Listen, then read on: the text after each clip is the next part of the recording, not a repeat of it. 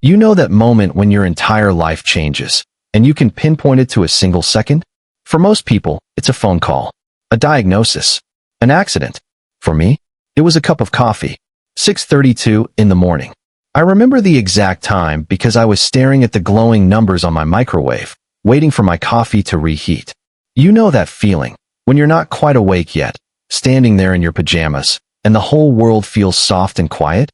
That's where I was. In that peaceful bubble we all live in before the chaos of the day begins. My kitchen was bathed in that early morning light, the kind that makes everything look clean and new. I was thinking about absolutely nothing important. Maybe what I'd have for breakfast. Maybe whether I needed to fill up my gas tank. Normal things. Boring things. Safe things. And then I heard it. Clang. It was loud. Metallic. Sharp enough to cut through the morning silence like a knife.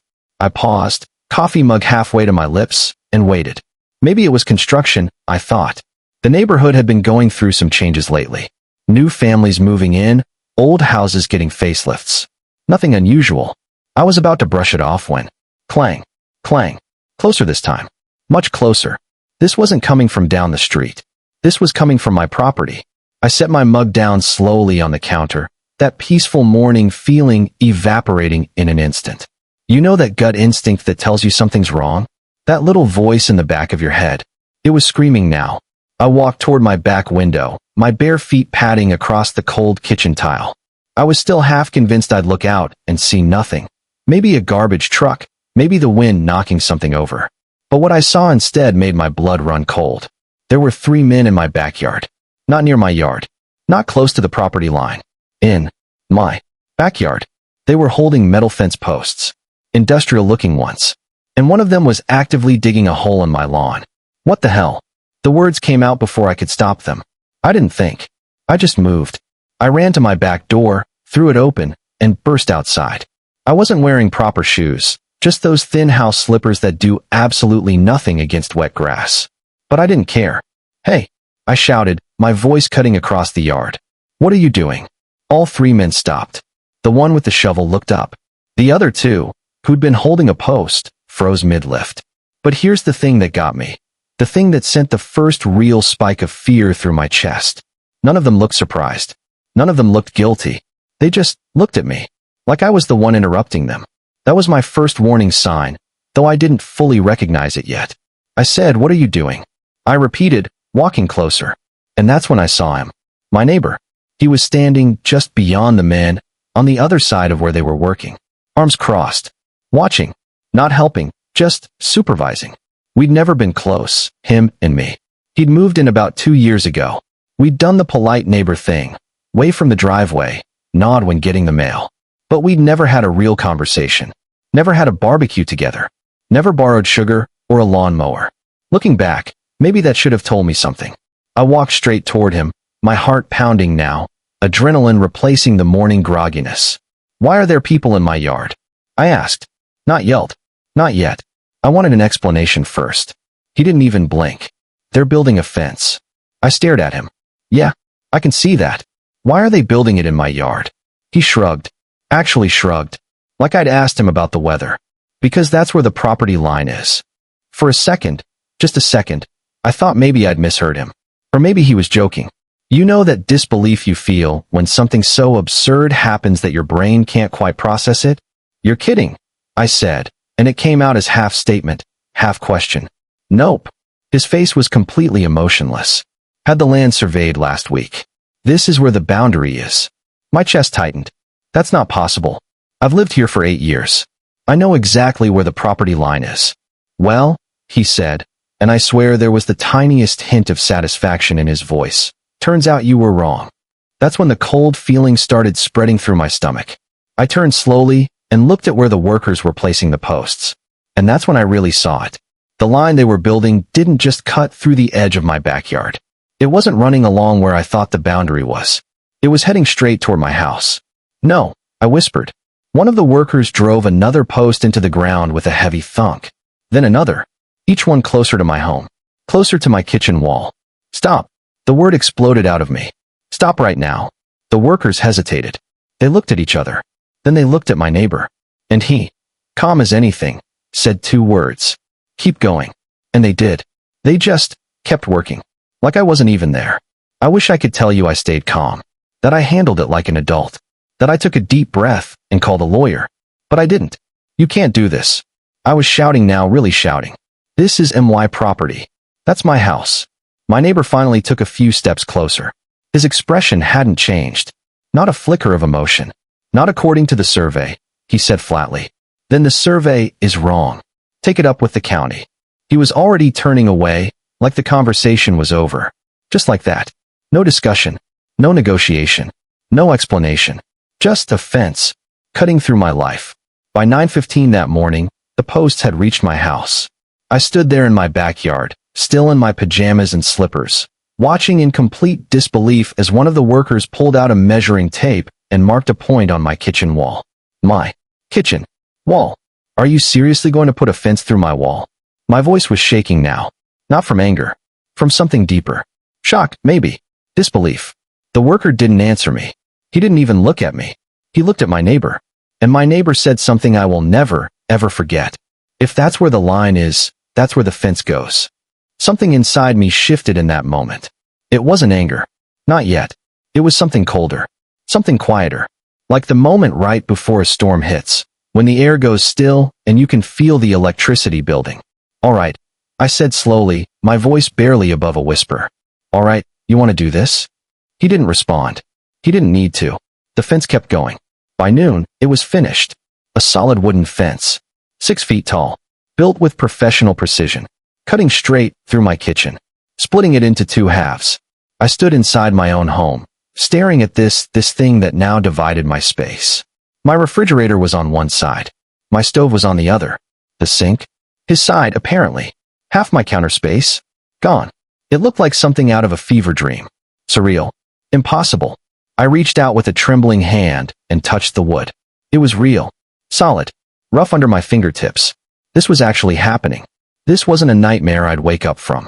That evening, I sat alone in what used to be my kitchen. The sun was setting, casting long shadows across the fence that now dominated my home. I tried to understand it. Tried to make sense of how things had escalated so quickly, so completely. And then it hit me. This wasn't an accident. This wasn't a misunderstanding or a miscommunication. This was intentional. This was planned. He didn't just build a fence. He sent a message. A message that said, I can do whatever I want, and you can't stop me. A message that said, your home, your space, your peace of mind, none of it matters. A message that said, I win. And sitting there, in my divided kitchen, surrounded by the wreckage of my normal life, I made a decision. I wasn't going to argue anymore. I wasn't going to beg. I wasn't going to plead my case or try to reason with someone who clearly had no interest in reason. I wasn't even going to react. Not yet. Because if he thought this was over, if he thought he'd won, if he thought he could just walk away and enjoy his victory, then he had absolutely no idea what he'd just started. For 2 days, I didn't touch the fence. I didn't yell. I didn't call the police. I didn't march over to his house with a sledgehammer, though God knows the thought crossed my mind more than once. I did something else instead. Something he wasn't expecting. I waited. I watched. I thought. See, most people, when something like this happens to them, they react immediately. Emotionally. They let their anger control them. They make a scene. They do exactly what the other person expects them to do. And I could tell that's exactly what my neighbor was waiting for. Every single time I stepped outside, and I mean every time, he was there, leaning against his porch railing, standing in his driveway, pretending to check his mailbox, always watching me with this look, like he was waiting for me to snap, like he wanted me to lose it so he could call the cops and play the victim. But I didn't give him that satisfaction. I stayed calm. I went about my business. I acted like that fence dividing my kitchen in half was the most normal thing in the world. And you know what? That made him uncomfortable.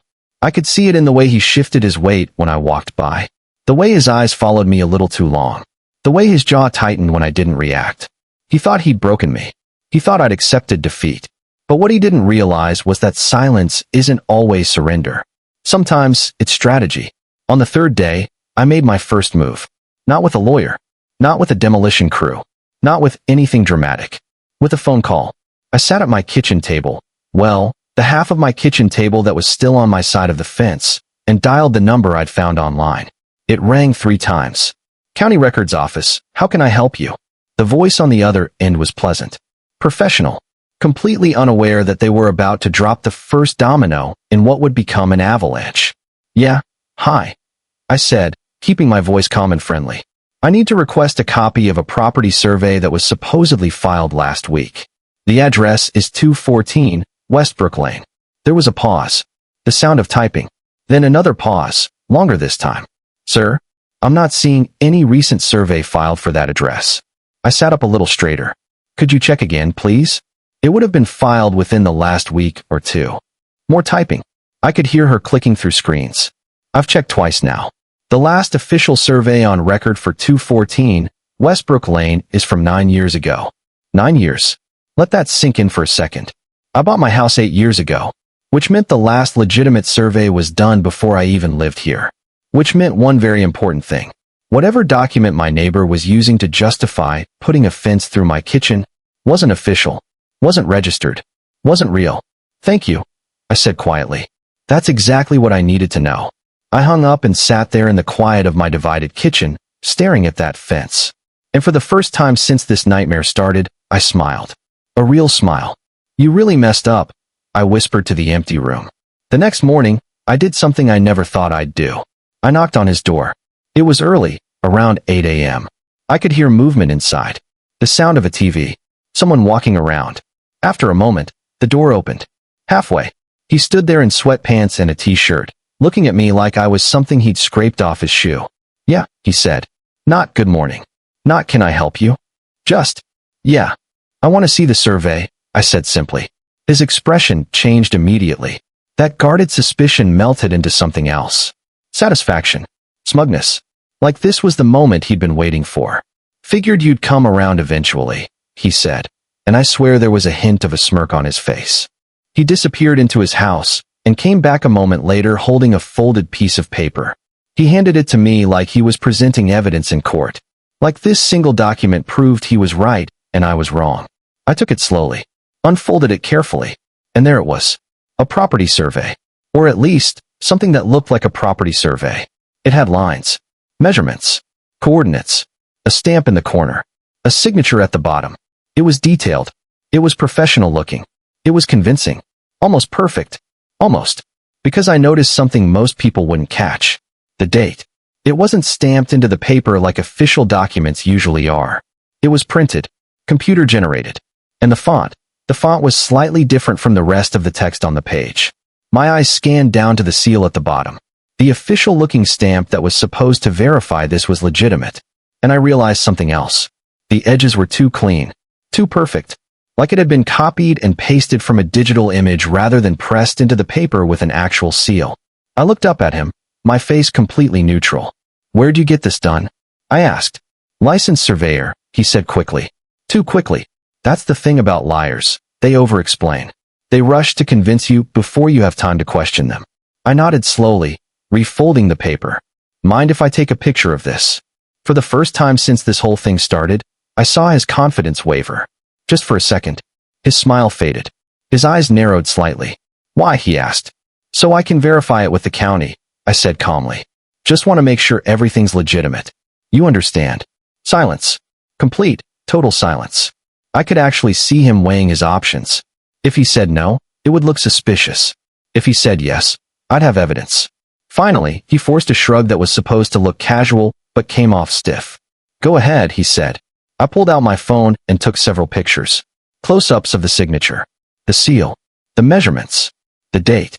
Then I handed the paper back to him. Thanks, I said. And I walked away. That was all I needed.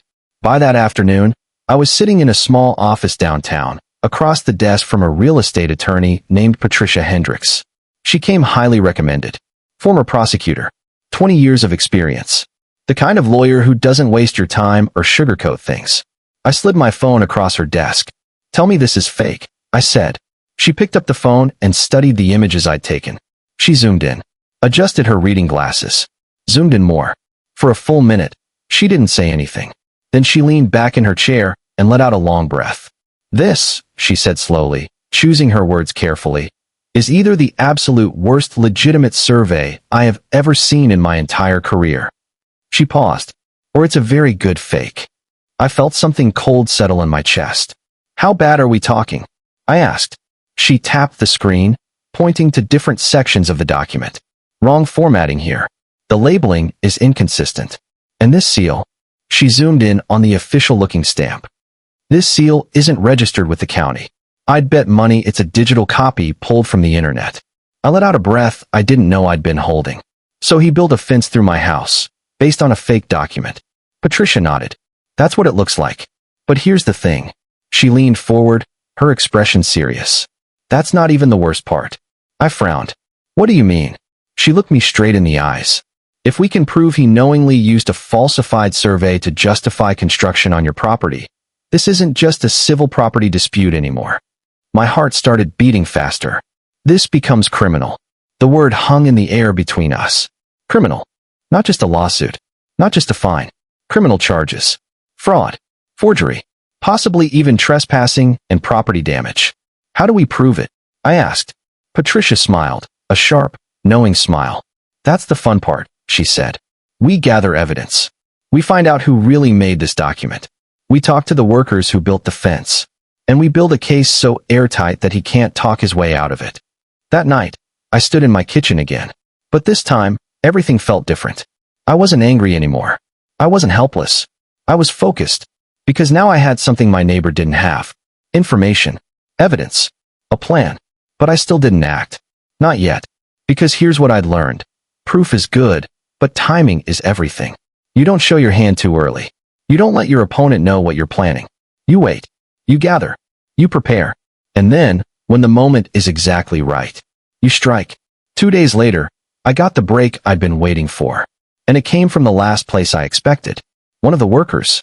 I was pulling into my driveway after a long day when I saw him. Standing near the fence, looking around nervously like he wasn't sure he should be there. I recognized him immediately.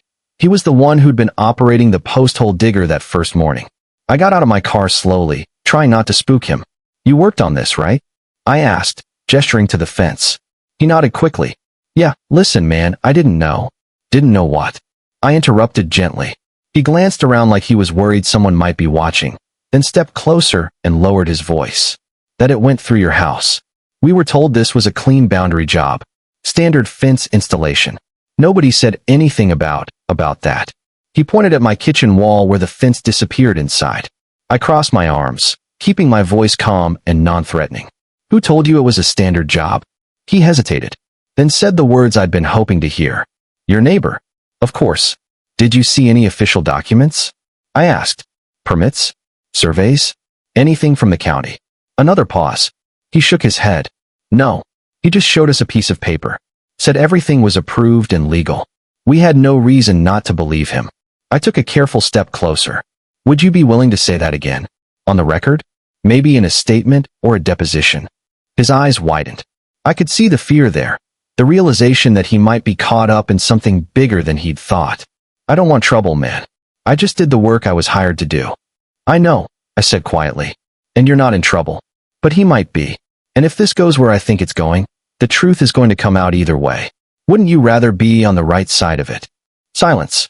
Long, heavy silence. I could see him thinking, weighing his options, wondering if doing the right thing was worth the hassle. Then finally, he nodded. Yeah, he said. If it comes to it, I'll tell the truth. That was it. That was the moment everything changed.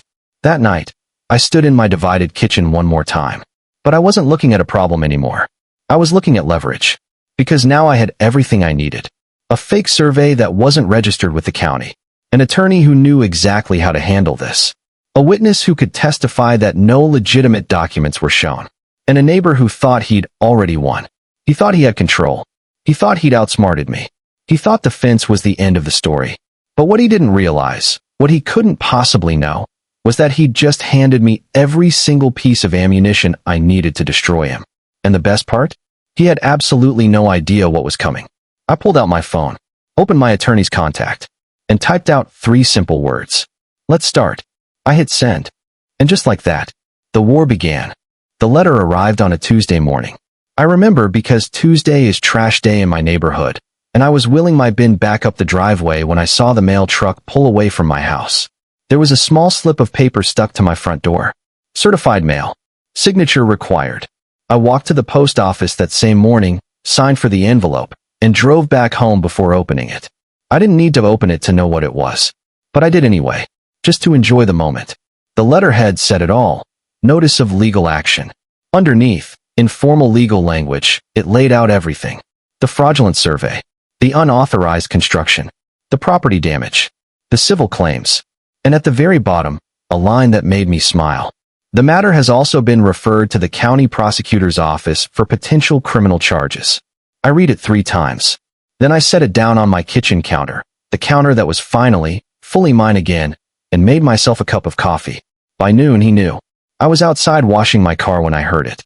The unmistakable sound of a door slamming so hard it echoed down the entire street. I looked up. My neighbor was storming out of his house, holding a stack of papers in his hand, his face twisted in rage. "What the hell is this?" he shouted, marching across his lawn toward my driveway. I set down my sponge slowly, wiped my hands on a towel, and turned to face him. Calm. Almost too calm. "That," I said evenly, "is what happens when you build a fence through someone's kitchen." His face turned a deep, furious red. The veins in his neck were bulging. "You think you can scare me with this legal crap? You think some lawyer is going to?" "I don't think anything," I interrupted. "I know I can prove you wrong. And I will." For the first time since this entire nightmare started. He didn't have a comeback. He just stood there, breathing hard, clutching those papers like they might burst into flames. I could see it happening in real time, the realization starting to sink in, the understanding that maybe, just maybe, he'd miscalculated. He opened his mouth, closed it, opened it again. Nothing came out. Finally, he turned and walked back to his house. Slower this time. And I knew, right then and there, that the balance of power had shifted. The next few weeks were different. The fence was still there, of course. It would take a court order to remove it. But everything else had changed. He wasn't standing on his porch anymore, watching me with that smug expression. He wasn't making eye contact when we both happened to be outside. He wasn't acting like the king of the neighborhood who'd just won some great victory. Now he was avoiding me. Because he knew. Or at least, he was starting to. I'd catch glimpses of him through his windows. Pacing. On the phone. Looking stressed. Good. Meanwhile, I went about my life. Worked. Came home. Made dinner in my divided kitchen and pretended like everything was perfectly normal. Because the thing about patience is this. When you know you're right, you can afford to wait. Court day came faster than I expected. The hearing was scheduled for 9 a.m. on a Thursday morning at the county courthouse downtown. I'll be honest. Even though I knew I had the evidence, even though my attorney had assured me multiple times that we had a strong case, I still felt nervous. Not because I thought I'd lose, but because this was the moment everything became real. This was where months of stress, sleepless nights, and a fence through my kitchen would either be validated or dismissed. I arrived early, dressed in a suit, sat in the hallway outside the courtroom and waited. At 8:50, he showed up, and I have to give him credit. He looked confident. Sharp suit. Expensive-looking briefcase. Walking in with his attorney like he still believed he had control of the situation. But I saw something most people wouldn't notice. The way he kept adjusting his tie. The way his eyes kept scanning the hallway. The way his jaw was clenched just a little too tight. He was nervous. He was just better at hiding it than I was. Good. At exactly 9 a.m., the bailiff called our case. Henderson versus Morrison. Property dispute. We both stood and walked into the courtroom. It was smaller than I expected. Just the judge, a court reporter, the bailiff, and a few empty benches in the back. The judge, a woman in her 50s with sharp eyes and a no-nonsense expression, gestured for us to approach. "Counselors," she said. "Let's proceed." His lawyer went first. "Your Honor, this is a straightforward property dispute. My client conducted a legitimate survey which clearly showed." My attorney didn't even let him finish.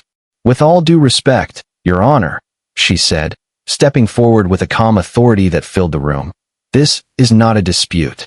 She paused for effect. "This is fraud." The word hung in the air like a bomb. I watched my neighbor's face. Confusion first, then anger, then something else. Something I'd been waiting to see for months. Fear. The evidence came out piece by piece.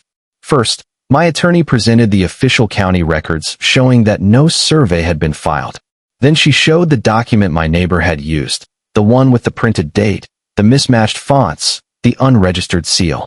Then came the expert witness, a licensed surveyor with 30 years of experience who examined the document and testified, clearly and without hesitation.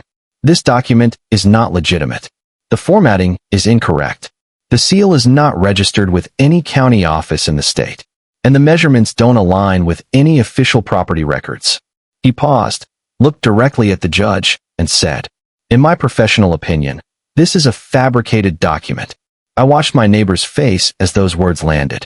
It was like watching a building crack from the foundation. But we weren't done. Not even close. "Call your next witness," the judge said. And that's when everything truly fell apart for him. The worker walked in.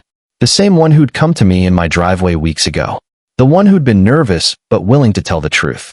He looked nervous now too, but also determined. He took the stand, raised his right hand, swore to tell the truth. And then, under oath, he told his story. "We were hired to build a fence," he said. "Standard job, or so we thought. Mr. Morrison," he gestured to my neighbor, "told us he'd had the property surveyed and everything was approved." "Did you see any official documentation?" my attorney asked. "No, ma'am. Just a piece of paper he showed us. We had no reason to think it wasn't legitimate." "Did Mr. Morrison tell you the fence would go through the interior of a residence?" The worker shook his head firmly.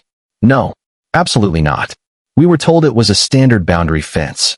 When we realized it was going through the house, I knew something was wrong." "And who gave you the instructions to continue building despite that?" The worker didn't hesitate. He pointed directly at my neighbor. "He did." You could feel the shift in the room. The air got heavier. The judge leaned forward slightly, her expression unreadable. My neighbor looked like he wanted to disappear. But the final blow came from his own mistake. My attorney walked back to the evidence table and picked up the survey document one more time. "Your Honor, I'd like to draw the court's attention to one more detail." She placed the document on the projector screen so everyone could see it clearly. Then she zoomed in on the date. "The formatting of this date does not match any official county-issued document. The font is different. The spacing is inconsistent." She looked up at the judge. "Because it wasn't issued by the county. It was created on a home computer and printed." Silence. Complete, suffocating silence. Then the judge spoke. And I will never, ever forget her words. "This court finds that the defendant knowingly submitted a falsified document to justify unauthorized construction on the plaintiff's property." She paused, looking directly at my neighbor. "Including the construction of a physical barrier that intrudes into the plaintiff's residence." My neighbor looked like he couldn't breathe. The judge continued. "Effective immediately, the defendant is ordered to remove the structure in its entirety, restore the plaintiff's property to its original condition, and compensate the plaintiff for all damages, including legal fees." Another pause. And then, "Furthermore, this matter will be referred to the county prosecutor's office for potential criminal investigation regarding fraud and property destruction." That was it. That was the moment he lost everything. Outside the courtroom, he tried to stop me. I was walking toward my car when I heard his voice behind me. "Wait," he said. His voice was shaking. I turned around. He looked broken. All that confidence, all that arrogance, all that smug certainty, it was gone. "We can fix this," he said desperately. "We can work something out. I'll pay for everything. We don't need to take this any further." I looked at him. Really looked at him. For the first time since this started, he wasn't in control. He wasn't calling the shots. He was begging. "You already fixed it," I said calmly. He blinked, confused. "What?" I gestured back toward the courthouse. "In there? You fixed it when you decided to forge a document and build a fence through my house. You fixed it when you thought you could get away with it. And now the court has fixed the rest." I turned and walked toward my car. He called after me, but I didn't look back. I was done. 2 weeks later, the fence was gone. Every last piece of it. Removed by a professional crew, paid for entirely by him. My kitchen was whole again. Repaired. Repainted. Restored. Like it should have been all along. But his house. That was a different story. I was getting my mail one afternoon when I saw it. A "for sale" sign in his front yard. A few weeks after that, it changed to "sold." And not long after that, a moving truck appeared. I heard things, of course. People talk. Neighbors gossip. Legal fees had piled up. The fines from the court. The cost of removing and repairing everything. The criminal investigation that was still ongoing. It all added up. Too fast. And in the end, he couldn't afford to stay. Couldn't afford to fight. Couldn't afford the consequences of his own actions. One decision. One fake document. One fence. The biggest mistake of his life. These days, I still make my coffee every morning. I stand in my kitchen, my whole kitchen, and look out the window at my backyard. No fence. No division. Just peace. The new neighbors seem nice. A young couple with a dog. We've waved a few times. I haven't told them the story yet. Maybe someday I will. But for now, I just enjoy the silence. Because I learned something through all of this. Some battles aren't won with anger. They're won with patience. With evidence. With truth. And some lines. You just don't cross.